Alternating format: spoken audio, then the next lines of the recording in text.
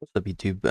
Today I'm going to be doing a little bit of a different video. Today, I'm basically going over like a hypothetical patch notes for hero changes and things in the game that I would like to see changed or looked at in some capacity, and my thoughts on what they should be or what they should look like, and then kind of explaining a little bit of the reason. So I wrote down at least one thing for pretty much every hero here. I've talked to a few people about this.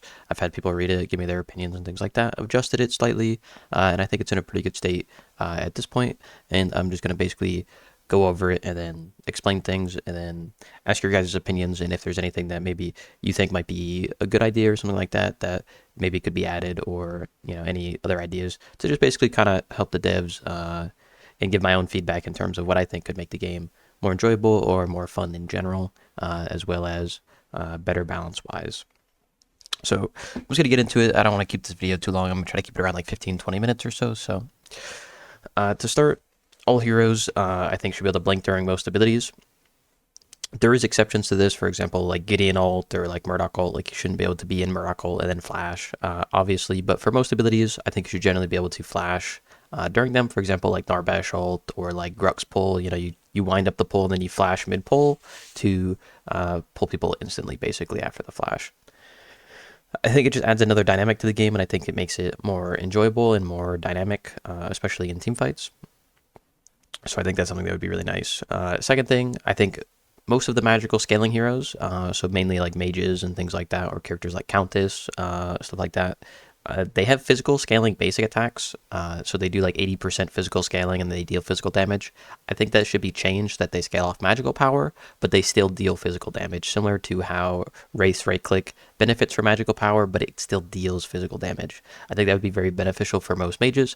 Obviously, would have a significantly less scaling factor, so it might be like 10% magical power instead of 80% physical power, but I think that would just add general more use cases, especially for some of the like mage ADC items, for example, Magnify or Prophecy. I think this would help in those regards, and just make the game generally feel a little bit more different and more unique, as well as allowing other ways to balance characters as opposed to just their abilities. The next thing is, I think most heroes, or at least some heroes, should have basic attack progression chains. So basically what this means is, when you, for example, Sevarog, he swings twice. He swings from the right to the left, and then he swings from the left to the right, and then he comes over the top.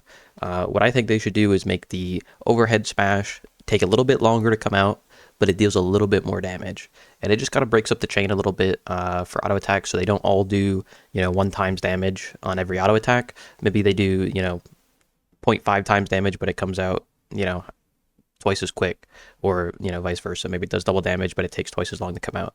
I think that adds a little bit of extra dynamic to the game, in terms of trading patterns and just like general clear and things like that.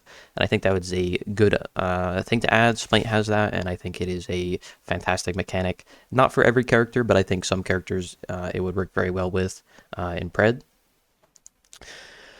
The next thing is, I think cleanses should be slightly longer. I think 0.35 seconds.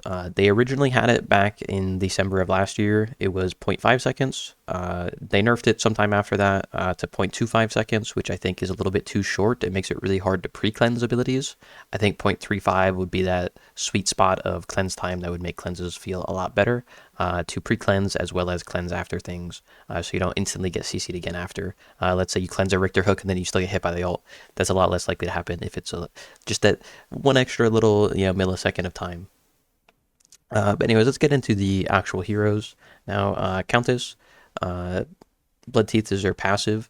I think instead of stacking 10 times, it should stack 5. But I think she should get a secondary passive of, whenever she uses an ability, for the next 3 seconds, she gains % increased healing. This would be basically used for your full combo. You kind of want to right-click last, and then I'm going to change her ultimate, if I had the opportunity to be a % max heal on kills. But if you don't kill them, you don't get a heal. So you have to kill with it, but it executes them below 20% HP. And you might be like, whoa, Countess with an execute? I don't think that should exist. You can cleanse the execute, so you're not guaranteed dead. It's not like Feng Mao. The way I picture this working is more similar to Ao Kuang and Smite, if you've played Smite. There's a character called Ao Kuang that has a very similar ability. He heals if he executes you. You can cleanse the execute. If it's not, it's just a CC, which is what it would be in this case, where it just does a little bit of base damage, and then it would be a stun. But if you're below that threshold, you do become like a tank killer, and you can execute them. And I think that would be nice. An alternative thing that you could do would be put this lifesteal on takedowns passive on the ult, to where you only get the 1% lifesteal if you execute somebody, and then stack that 5 times via the ultimate specifically. Moving on to Crunch. I think Crunch's passive should not affect his ultimate cooldown. Right now, currently, when you proc Crunch passive, it takes 1 second off of his cooldown, and you can do that on every ability, which basically means your cooldown for your ultimate is super short. I think that should be changed, so that it only affects his basic cooldowns and not his ultimate, so you have to be more, you have to think a little bit more when you use Crunch ult in what time, because it's not going to be up as fast as it would be currently. And then I think to balance that out, you give him a little bit of Omnivent for 5 seconds after he activates his ultimate, so you actually have like a more of a reason to actually activate it. Next, we have Dekker. I don't think Dekker's cooldown for her passive she shouldn't get cooldown when she uses abilities. I think that's not super fun. What ends up happening, you're chasing Dekker, she double jumps, it's hard to hit her, maybe your melee character, she stuns you, she cages you, she slows you, and then she has her jump up again. And that is really frustrating. I think that's not super fun to play against. I don't think it's really enjoyable. I think they should just give her a little bit of movement speed after she uses it, and to compensate the fact that it might not be up as often. And then we go to Drongo. I think Drongo's passive should be changed to applying Shred, a little bit of stacking Shred, only 10%, nothing crazy. It's a passive, it shouldn't be something insane. And then his current passive, which is the percent health bleed, should be put on the Gag Grenade for the damage. And then the Silence is only applied on the first hit, meaning that you can actually cleanse it, and then it doesn't reapply if you're still in the Gas Grenade. Because I think one of the most frustrating things about Drongo is he throws a Gas Grenade down, and then you're permanently silenced as long as you're in the grenade. Even if you cleanse it, it'll just reapply as soon as the cleanse is over, and I think that's really unfun to play against, and I think it's a really bad design. So I would change that slightly.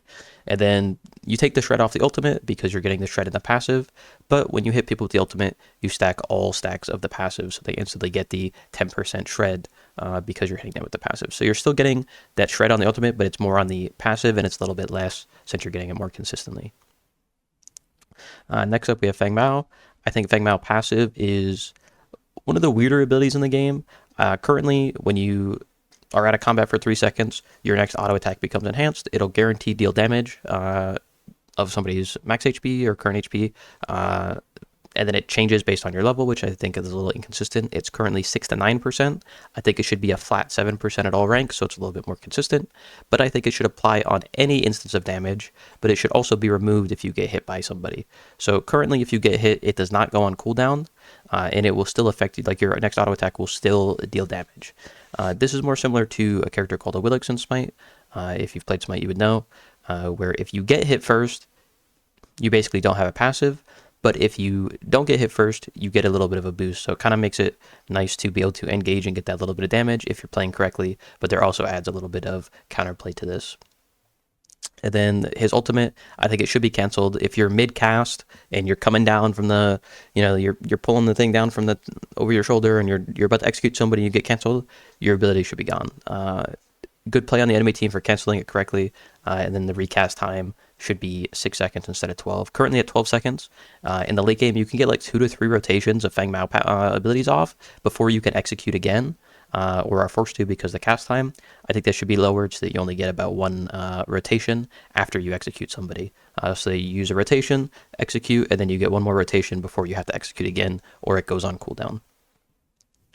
Moving on to the Fae. I think she should get a little bit of movement speed on her Q. This is something in Overprime that I think feels really nice for the Fae. It just gives her a little bit of escapability, not too much, because you only get it when you're on the Bramble, which is the Lion ability, which I think feels good, and I think it would be beneficial to her and allows her to kind of, she can use the Q and then she can dance on it with her E and get a little bit more benefits in that regard as well in team fights. I think it would just be a good change, especially since there's so many ways to cleanse and avoid her ultimate in this game. And then I think they should change her E to permanently gain 1 damage on minion kills, which allows her to basically scale as a late game character. Again, you can cleanse her ult, so her ult gets a little bit worse late game, whereas early game it's really valuable, and then you change the E to compensate for that. So the E becomes, you know, one of the primary abilities in the late game, and then is a little bit worse in the early game since you have to stack it a little bit. And then maybe at max rank, you could possibly give it two stacks, 2 permanent damage for minion kills instead of 1, so that there's a reason to actually max it first instead of maxing all your other abilities and then still using your E for last hits. And to compensate for that late game damage, you can either take away the increased damage on consecutive hits, or you can lower it a little bit to 10% instead of 20. Then we have Gadget. We're going to change the right click a little bit. I think I would like the range to be reduced a little bit. It's a little bit long range. It's a little bit annoying. I don't think it should go that far. And then we're going to put a little bit of the brunt of the damage on that first instance of damage that it would ever do if it was to hit somebody. This kind of rewards people for being able to actually stop it on top of somebody, as opposed to just throwing it out and then using it to block like a doorway, for example. This means specifically on the first instance of damage, not on the first time somebody is hit by it, which I think is an important distinction. So you do have to place it directly on top of somebody for it to get that bursty 30%. Her speed gate, I don't think it should decay movement speed. Currently it goes for 3 seconds you get 30% movement speed, and then it decays over those 3 seconds, which basically means you don't get 30% the entire time. I think it should be consistent that you get 30% the entire time. And I also think you should be able to refresh it if you re-enter the gate. So if I'm out of the gate, I get the 30%, and then 2 seconds later I walk back to the gate, it should refresh that effect back to 3 seconds, which I think would be really nice. And then the ult, pretty similar to what it is now, a little bit less shred, but I think the slow should increase more significantly and last slightly longer per hits. So if you get hit multiple times, you get slowed even more the more times that you get hit. This gives it a little bit more utility and then makes it feel a little bit more impactful when you're actually using team fights. There's a lot of time where a Gadget will ult in a team fight and people just walk out of it instantly and you just don't even notice it. You're like, what just tickled me, you know? And I think this would kind of help with that a little bit and allow for her to feel a little bit better in general. Next we have Gideon. I think Gideon, his passive is a little bit too oppressive. I think 3 seconds slow is a little bit much. I think they should be lower that to 2 seconds. Pretty self-explanatory. The damage also goes down a little bit because of this, because it's not lasting as long, so it doesn't deal as much dot damage. You could keep the damage the same if you really wanted to, but I don't think that's necessary. And then his E, which is his portal, I think the slow should be slightly decreased, so it should be 40 instead of 50, but it should last longer. A lot of the time when you take a Gideon, like an enemy Gideon portal, you don't even notice that you're actually being slowed because you're still in the air during the duration of the slow, but it still carries your momentum as if you weren't slowed. So a lot of the time you don't even notice this. I think the slow should be a little bit longer just so that it is actually impactful. And then, of course, his ultimate should be canceled as soon as he, you know, shows the animation for it. Currently, though, it only cancels if he does at least 1 instance of damage, like the first tick of damage would come out. I think this is really bad. It doesn't reward people for actually being able to respond to it before it does damage, and I think that's a negative design, in my opinion. It shouldn't feel good for the Gideon getting his ult canceled. It should feel good for the person canceling it, which is why I think it should be this way, and I think it's just something that should be looked at for sure. Then we have Greystone. Again, some of these are a little bit bigger, like Gadget. Some of these are a little bit smaller, like Greystone. I think his passive should just not scale with levels. Currently, it's like 0.6 to like 2 point something per stack per level. It just scales up with levels. I don't think that's good. I think it should just be consistent at all ranks. It just makes it a little bit more readable and consistent for new players, as well as just being less impactful in general and in the late game, which is probably where he's the strongest. It does buff his early game a little bit, but you know, you got to take a little trade-off here and there, and I think this is just a good way to do that without hitting the actual kit itself. Then we go to Grux. I think Grux's passive should no longer be Omnivamp. I think that should be moved to the ultimate. The difference between this, moving it to the ultimate, means you basically don't get the Omnivamp until you're level 6 and have a point in your ultimate. This is very important because it lowers his early game laning phase a little bit. He's already super stat check heavy, and I think that should not be combined with the Omnivamp so early in the game. But after level 6, it gives other people a little bit more opportunity to play the game and a little bit more counterplay to the Grux.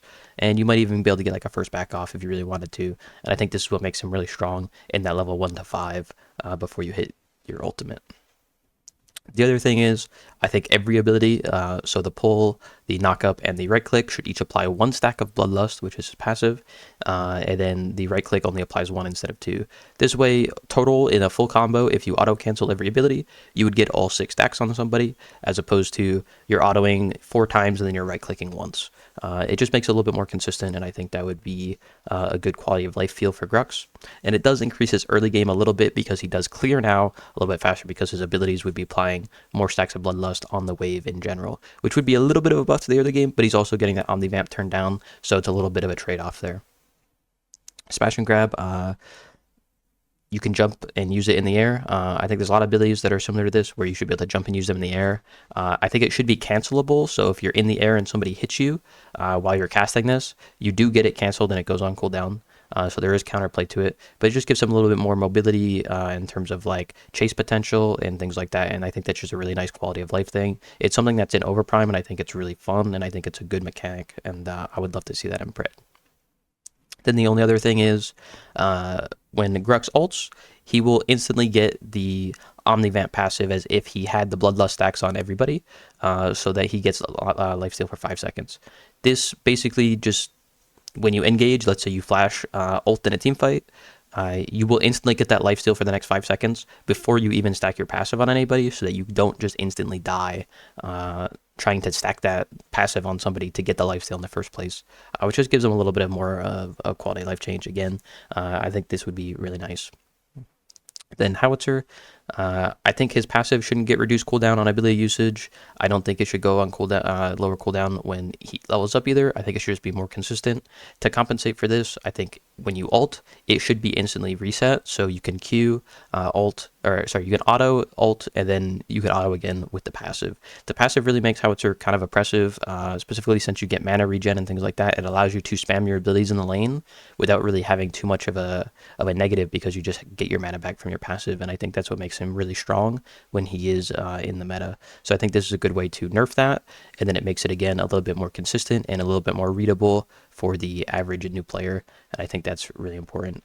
The other difference is that I think passives should not be so impactful as some of the passives are in this game. It's okay for some to be, but I don't think every passive should be super incredibly impactful, and I think Howitzer with these changes would still be impactful, but not overly oppressive. And then Kira, she turns into a bird. I think she should be able to dash while she's knocked up. It should cleanse. Let's say she's stunned by like a steel ult. It should just cleanse it and allow her to dash. Similar to Jingwei from Smite, if anybody knows what that character is. You could basically, when you get knocked up, dash in any direction. Well, you dash forward in any direction. And I think that would work fine for Kira. I think that would be a good quality of life change. It gives her a little bit of a buff, and then it gives her more of like a counter pick potential to some of these characters, especially since there's so many knockups in the game in general. It gives people an option to pick something to counteract that. Iggy, just reduce the range on the right click. It just does absolutely insane range. You can literally throw it from tower to tower. It's a little bit ridiculous. I would just tone that down a little bit.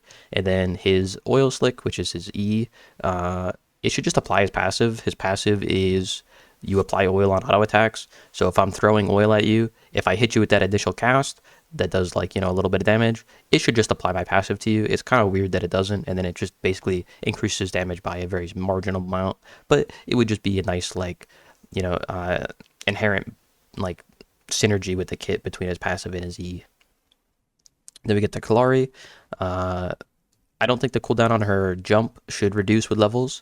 I think it should just stay consistent at all ranks, which makes it a little bit more of like you have to think about things and you have to use it correctly. You can't just be jumping around all over the place, especially late game, where it ends up being like a 6-second cooldown or something, which is pretty ridiculous considering your invis is about 6 seconds. So you can jump, invis, and then jump again, and I think that's really bad. I would like to just keep that consistently at like 10 seconds, 12 seconds, something like that at all ranks or all levels. And then the Q, the Shadow Walk, the Invis, it just shouldn't tell you if you're on wards. You should have to read the enemy's like movements to see if they're on wards. If they see you, then you know that like then you're on wards or whatever. They should be able to read that way. That's just simple. You get too much value from the stealth by just knowing that you're on wards. You guarantee get value from what's called Sweeper Sentry, and I think that's just not a good mechanic. And then her Death Mark, there's currently no real reason to level it up. other than to lower the cooldown. I think they should remove the movement speed off of it. It just doesn't really make any sense for that ability to even give you movement speed, and then make the damage increase be 2 to 10%. So it increases by 2% at each level. So it goes from 2 to 10. I think that would be a good reason to actually level it, and then it would, still help her a little bit. I think you could keep the 10% on camps, though. I think you could keep it at 10% at all ranks on camps, but it should be 2 to 10% on heroes. And then it just gives you a reason to level it so that you can actually combo people, as opposed to just putting 5 points in the right click and then putting 5 points in the Q. Khaimera, I just don't think you should get movement speed when you're at half your stacks. It just doesn't really, like, his dash has a 3-second cooldown. He can already catch people really easily. I don't think he needs this. I just think it should be removed. You don't even really notice it a lot of the time, but in the moments they do notice it, it seems very oppressive. And then his Q, I would just lower the cooldown per rank slightly. He doesn't need too many changes. The only other change I would maybe do to him would be make the ult only hit once, so that doesn't full stack Basilisk, for example, or like Bone Seeker, but it's less relevant, and I don't think it's like super important. These are the more egregious ones, I think. Kwong, I didn't put anything for Kwong. He's a new character, so I don't really have anything to gauge on him, really. So I'll just leave that alone for now. Belica, the Seismic Assault, I think should be a charge up. So basically the way that this should work, in my opinion, is the distance starts at 33%. You pull the sword out, that she's going to slam into the ground. For every, quarter second that you hold it, the range increases by, let's say, 20% until it gets to the current max rank reach that it is after like a second and a half. You can still move while holding the sword, but as soon as you go to cast it, you still stand still to fire it. I think that would be a good change, and it stops her from being so oppressive, especially in team fights, considering when you're charging it, you can get it canceled during the charge, and then you have to recharge it to get that max distance again if you really want to. And I think that has a lot of counterplay and makes Belica a little bit less oppressive as she currently is. Then the E, I would increase the HP slightly on the drone, but whenever the drone actually shoots somebody and deals damage, it removes 1 HP from the drone. So this basically allows you to, in a team fight, you won't get infinite shots. You will at max get 5 shots. And then when you rank it up, because of Belica passive, she gets benefits to being max rank on an ability. I think it should get an extra 2 HP, meaning in team fights it'll have about 7 HP, which if everybody on your team is using an ability, it's going to get, 2 shots on almost everybody or whatever, and then it will destroy itself. If it also destroys itself, nobody gets the gold, but it just adds a little bit more options to deal with the drone, and it doesn't get infinite damage in a team fight, because there have been team fights where I've seen Belica drone easily exceed 3,000 damage by itself on one cast, which is a little bit ridiculous in my opinion. And then when it's max rank, it drains max mana. This is actually a typo. I think that should be reduced slightly from 4% to 3%, since it's still really strong, and then reduce the range by about 10%. It's a little bit too long range in my opinion. You can't even auto it from max range without guaranteed getting sucked, which I think is kind of bad and kind of rewards the Belica player for not placing it in the most optimal position, since it's guaranteed to get value already as a zoning ability. And then I don't think it should proc item effects like Mayakazam or anything like that. The last thing about Belica is I would make her ult no longer lock on. You just make it a skill shot like Sparrow right click, but you can buff it by giving it a little bit of piercing damage, and then at max rank it does a little bit of extra piercing damage. It shouldn't increase the range at max rank anymore, so that's a little bit of the trade-off, but that's the way I would do it, which allows you to basically hit, you hit a big wombo combo off like a Fey or something. You could hit a 4-man ult theoretically, or something like that. Of course, the damage is only on the 100% damage is only on the first person, but anybody behind that consecutive target would take a little bit of damage as well. Morigesh, I think she needs a complete rework of the R&B or her ultimate.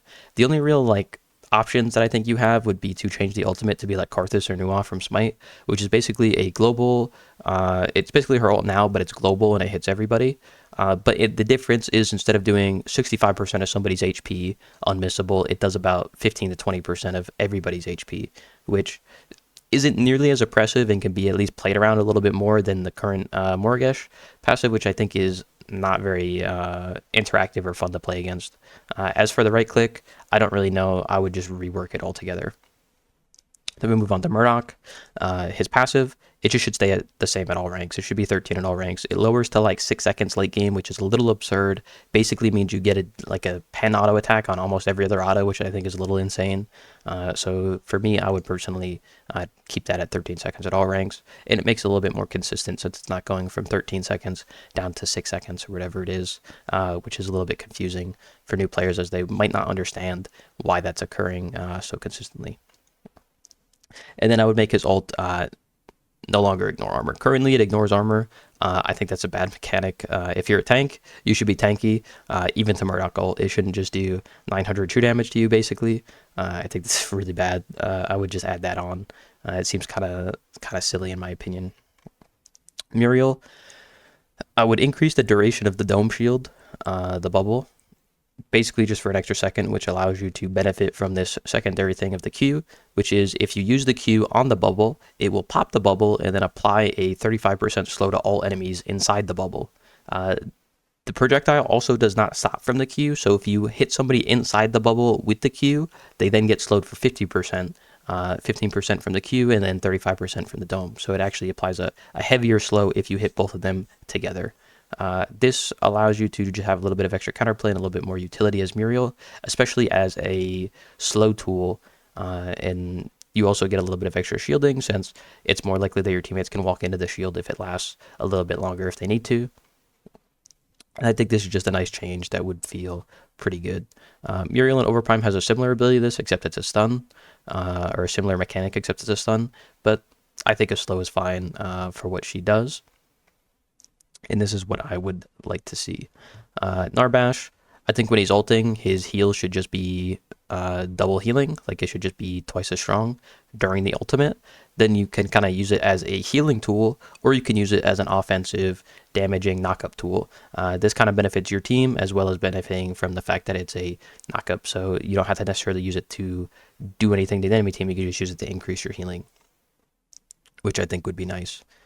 Phase, I would reduce the range on the lance, which is the beam, and then I would make it slightly harder to hit, and then I would make it kind of a channeled heal. So if you hit an ally with it, they get a little bit of extra regen, and then it refreshes on consecutive hits for a few seconds. It's not a ton of regen, but it's a little bit. She's already kind of a healer, so you kind of lean into that a little bit more. And then with the reduced range, it's a little bit harder to actually get like double value. But if you are really good at phase, you could theoretically heal your teammates while also rooting the enemy team, which would be, maximum value, obviously. Moving on to Rampage, I would take away the attack speed passive. I think it's kind of a bad design. It kind of stops him from being able to play lane if he wants to. If he wants to play in solo lane, let him play in solo lane. I would change the passive to then give you power for enemies around you. This is similar to Thor passive in Smite. And then during the ultimate, you just get an increased amount of passive. You could even increase the range on this passive as well to give you more power. And then the other thing I would change would be on the jump. Make it so that you can jump in the air and then jump with the ability. It's kind of annoying if you normal jump and then you try to jump with Rampage, it doesn't work. So you have to be on the ground to start jump to use the right click in the first place, which I think feels kind of bad. I would just change that slightly.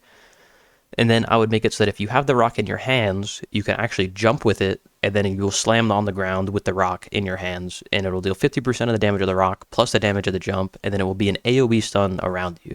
You could theoretically reduce the jump range if you wanted to while holding the rock, but I think this would be a really cool mechanic. It's something that's in Overprime, and I think it would feel amazing in Pred, even better in Pred than it would actually in Overprime, since I think Rampage jump feels a little bit better in Pred in general. So I think this would be a really sick mechanic to see them add. Even if it is, you want to say, oh, they're stealing it from Overprime, I don't really care. It's a cool mechanic, and I think I would love to see it in Pred, personally. Then we have Revenant. I don't think the Q should be infinite range. If somebody Qs you and then I flash away, I should be out of range, similar to the Fae ultimate. I should just have max range. It's kind of annoying that it goes infinite and it follows flashes and things like that. Very unfun. I think the E should be a projectile, again, similar to Belica ult, just make it kind of like just throwable, you throw it, it's a projectile, but you get a little bit of benefit for hitting it, a little bit more benefit than you do for right now, in the sense that it does a little bit of extra damage. And then same thing with the ultimate, you make it a projectile, but you get a little bit of extra benefits if you land it and you are inside your ult. You get a little bit of omni-vamp, a little bit of movement speed. I also don't think his ultimate should turn off towers. I think that's pretty unfair. I think if you're ulting somebody under their own tower, their tower should still affect you. You could maybe make it so that you can still shoot through the enemy tower, but I still think their tower should hit you in your ultimate. I think it's just unfun to get Revenant ulted in your tower. It just feels pretty oppressive, especially if you're behind against a Revenant, which is when he feels the worst. Then we go to Riktor. I don't think his right click should do max health. I think it should do current health. So instead of doing 8% max health, it does 8% current health. Reward people for hitting people at max HP. If you're already low, you're probably already dead, especially since this is already a stun. And then his Q, I think his Q makes him feel really oppressive. You get pulled and then you immediately get silenced. And then you get ulted. It's a very long CC chain. I think it feels very unfun. I would definitely take away the silence, and I would just make it like a 50% slow, and I think that would have a very similar effect, but it wouldn't be nearly as oppressive. If I get pulled by Riktor, he should have to ult me immediately, or I flash away. It should give me, like, there's no real counterplay to the Riktor. If you get hooked, you're just dead. I think that feels really bad. You could also buff the damage on like abilities like this. Again, a lot of these abilities don't really, like, I'm not really adjusting numbers or anything like that. That's all stuff that you get from data and things like that, and you can balance that out later. These are just like mechanical changes that I would like to see in most abilities for the most part. And this is what I would like to see for Riktor. Sereth, I don't think she should get so much cooldown from her passive. Something that I was talking about with Crashy earlier, if you guys know Crashy, shout out to him, is if she's in her, when she levels her ultimate, maybe she gets a little bit of passive attack speed to more lean into that auto attacky bruisers type play style, which I think could be cool. But that's something that we were just talking about, is just kind of shooting opinions back and forth of, and I don't actually have written down here, but I think that would be kind of cool. Or maybe give her some passive attack speed in her ultimate, and then if she ults, that passive attack speed then gets doubled. So maybe you get, instead of the 30% that you get at rank 1 of her ult, you get 15% at all times, and then if you ult, it goes to 30%. You could always do something like that as well, which I think would be a cool mechanic. Sevarog, I would give him some Omnivamp at his tiers instead of giving him healing on the Q, and then I would allow him to dash upwards. This buffs his early game, it buffs his late game a little bit, and when you get your stacks, you get a little bit more because Omnivamp applies on every ability, not just the Q, and then you get a little bit more like overall healing, and I think that would be really nice, but it also allows him to dash upwards, which then again buffs his late game, but it also turns down his early game a little bit. So you got to be a little bit better at stacking. You know, you're not getting a free heal on your Q every time, and it makes trades a little bit more consistent for the enemy team and Sevarog in general. And then it does, again, you become this weak, you know, fragile early game laner, and then you become an absolute monster in the late game, which is kind of leans into his whole, like, shtick, really. And then Shinbi, she should also be able to dash upwards, and then you nerf the damage on the passive a little bit. So it periodically does, you know, half as much damage, or it does double damage instead of 4 times, which is half the current damage that it does. And then her ult should no longer continue after death. So the reason I think Sevarog and Shinbi should be able to dash upwards, the difference between them and somebody like Kira, for example, is they can dash upwards because they have to dash forward. Kira is omnidirectional. You can dash backwards, you can dash left, you can dash right. Sevarog and Shinbi, you can only dash forward. So for that reason, I think these characters should be able to dash upwards, especially since they're a little bit more floaty. Characters like Crunch and Steel, they're a little bit more heavy. They're like, you know, they're these tanks that just are in there, you know what I mean? They're not super floaty, they're super heavy, they got big footsteps, stuff like that. So I think they should stay on the ground, but characters like Shinbi and Sevarog should have no problem dashing like diagonally upwards or straight up if they really wanted to just get a little bit more verticality and take advantage of that in the game. Next up, we have Sparrow. Somebody told me this is actually already how it works. I was under the impression that the Q only stacked the passive once and not on every hit.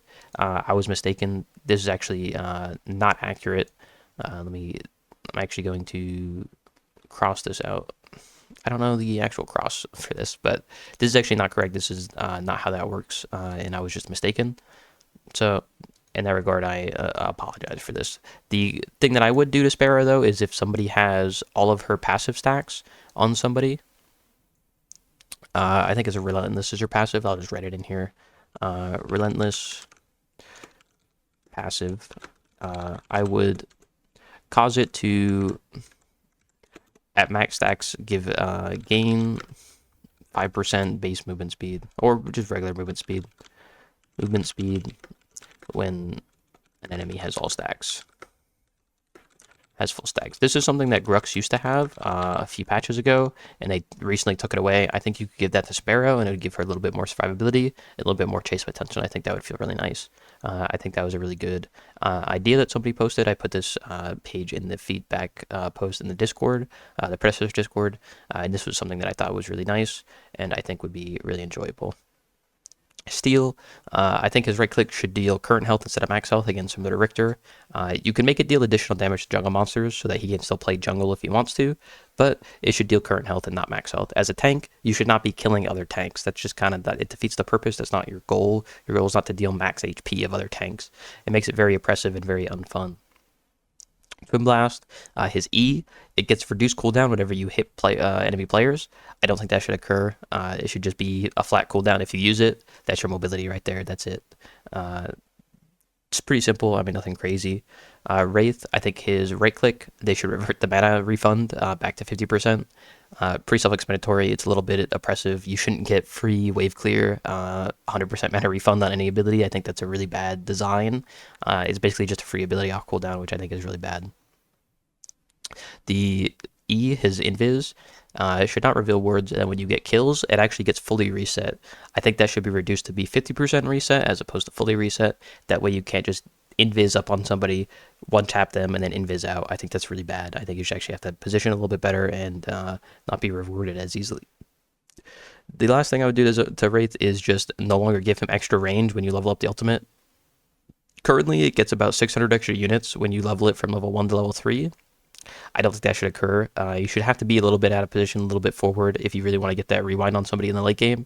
Yeah, you got to put yourself a little bit out of position, but it is an insanely strong CC ability, and it is still a lock-on ability, so I would love to see that range reduced at all levels effectively. And then Taurus, I don't think he should get increased power, and I think his regen per rank should just be... it shouldn't scale with level, it should just be 1% like at any level, as opposed to, I think it's like 0.8%, and then it scales up to like 2.5%. I don't think that's good. I think it should just be 1%. It shouldn't be so effective in a late game, and this does buff it a little bit in the early game, which, I mean, it is what it is, but it's way too effective in the late game. You will easily regen like 800 HP in a team fight, and I think that is a little bit insane. And then his right click, it should have a little bit more mana cost. 30 mana is a little bit ridiculous.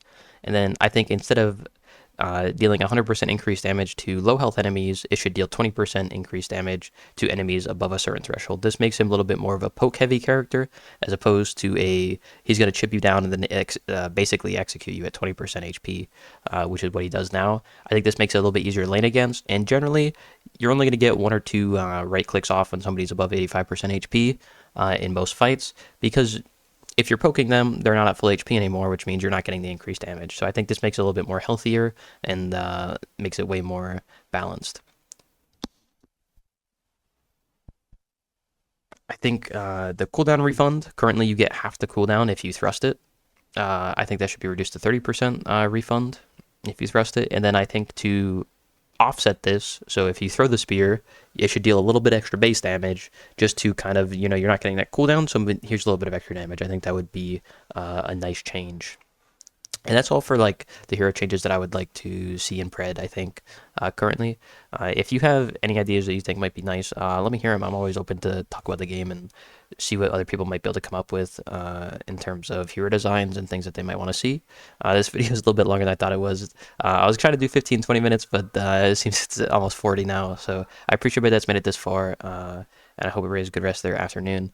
Thank you for watching.